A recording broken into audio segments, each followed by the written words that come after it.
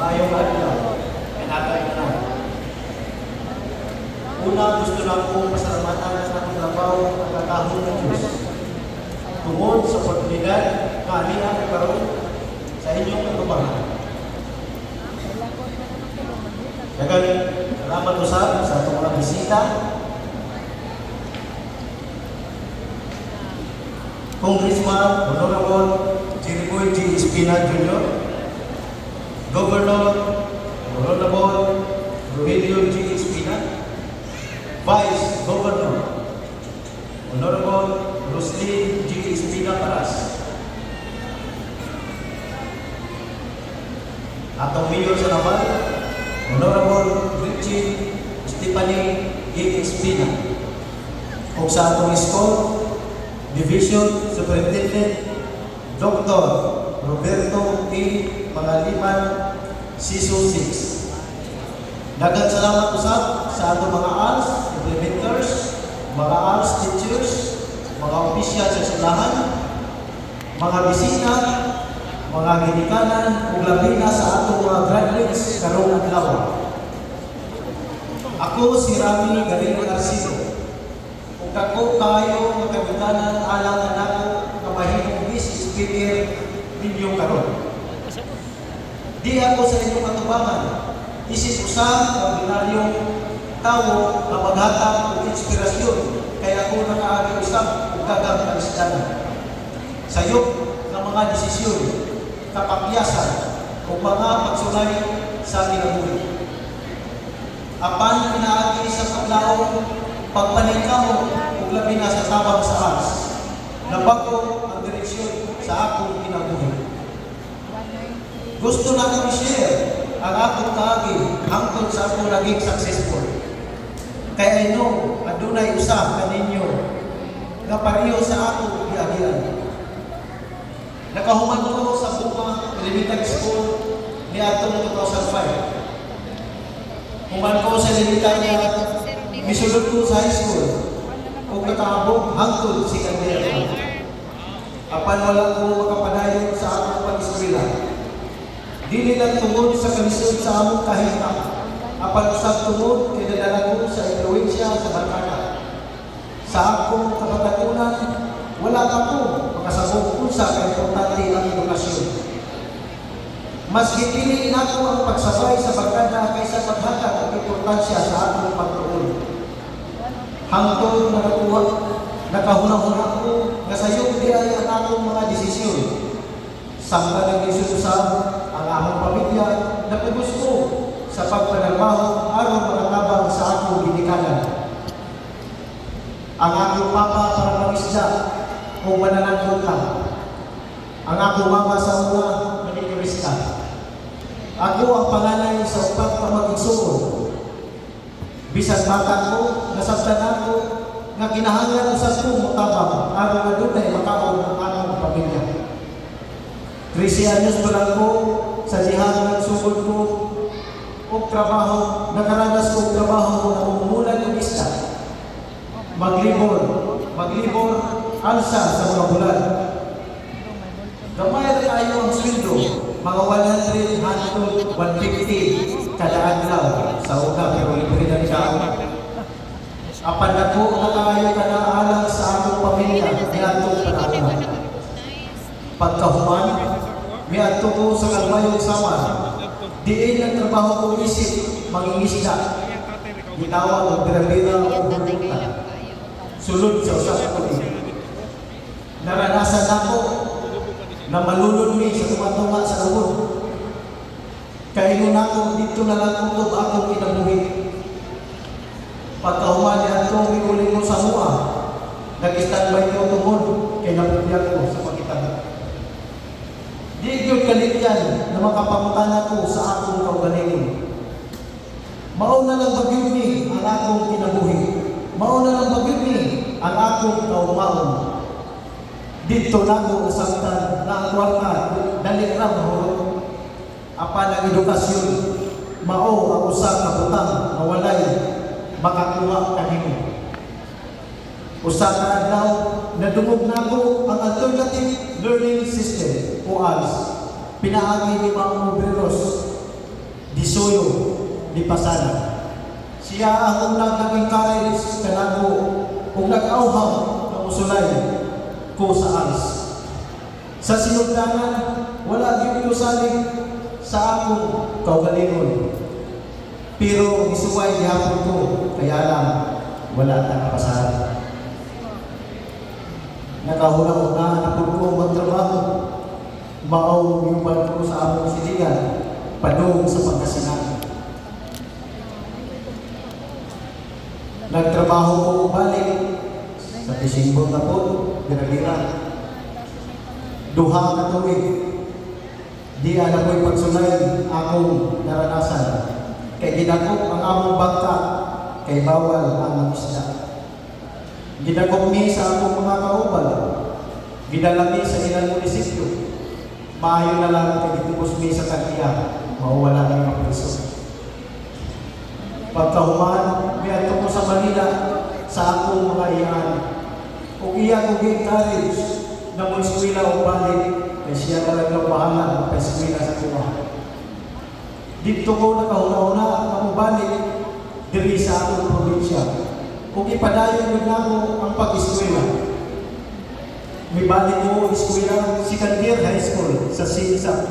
Ang akong edad, 18. Samantala ang akong mga classmates, 13 hangtod 15 ang edad. Ani na panahon, nailan ako si Sir Efren Gantala, usad na maestro sa ALS. Iyan ko gi-enroll sa ALS habang na ako sa formal class. Nag-exam ko ALS, apan wala na po ko makapasa for the second time. May nakapagod yung third time.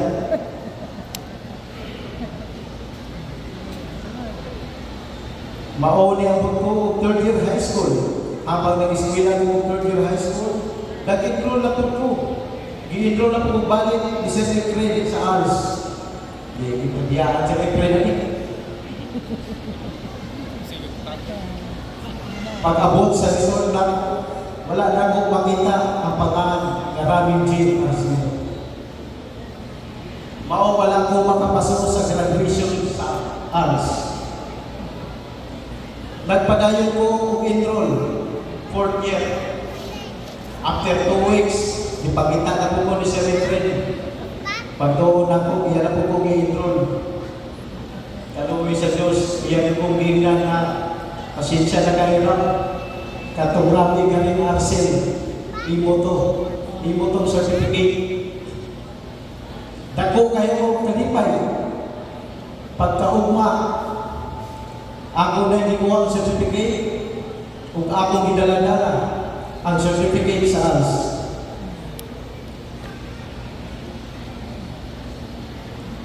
Dili ko malimod ang akong kalipay ni atong adlaw. Murag tanan ng kapoy luha ug sakripisyo adunay na tumbas. Human sa ALS, nakakuha ko ang certificate ug mipadayon ko og tista in situ commercial cooking. Human sa tista, nakatrabaho ko sa Greenwich, Robinson. Apan wala dito matapos ang akong mga pangandoy. Gigamit ng ALS, isip tulay aron makapadayon sa kolehiyo. Nag-enroll ko sa Naval State University nga karon biliran Private State University sa kurso Bachelor of Science in Marine Transportation. Dili sa iyo ang kolehiyo, kinahanglan yung ako og sakripisyo, paningkamot o paglahutay. Apan wala ako mo surrender. Naningkamot ko hangtod na makagraduate sa kolehiyo. Pagkahuman sa graduate, nagpadayon ko sa mga training na mahimong seaman.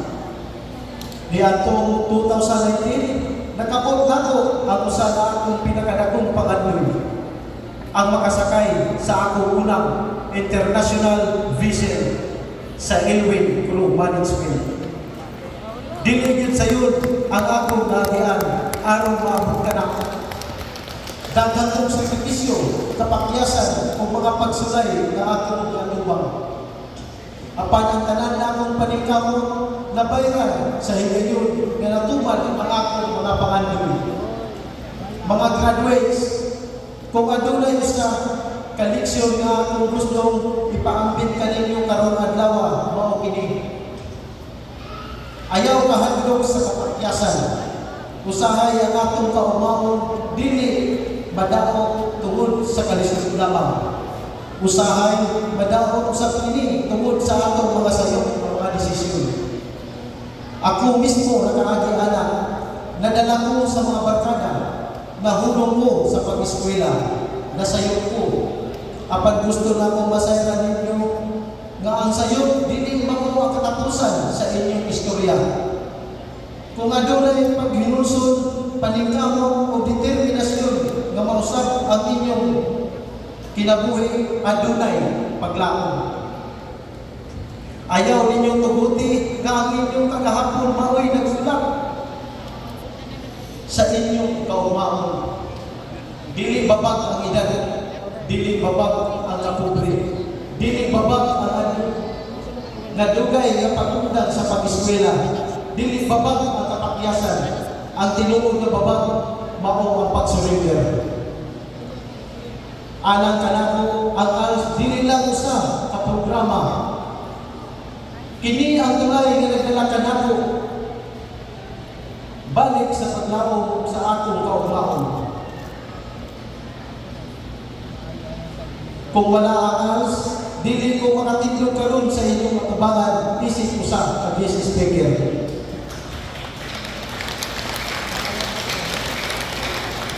Basin wala usab ko mahimong siman sa international vessel. Basin wala ko nagpadayon sa akong mga pangandoy. Busa sa inyong tanan mga graduates, ayaw ninyo huna-hunaa nga kutob na dinhi ang inyong kaugmaon. Kini pa lang ang sinugdanan, padayon na ang inyong pagtuon, padayon na ang inyong mga pangandoy, tabangi ang inyong pamilya, ug labaw sa tanan salig kanunay sa Dios. Kay kung adunay Dios, adunay paglaom.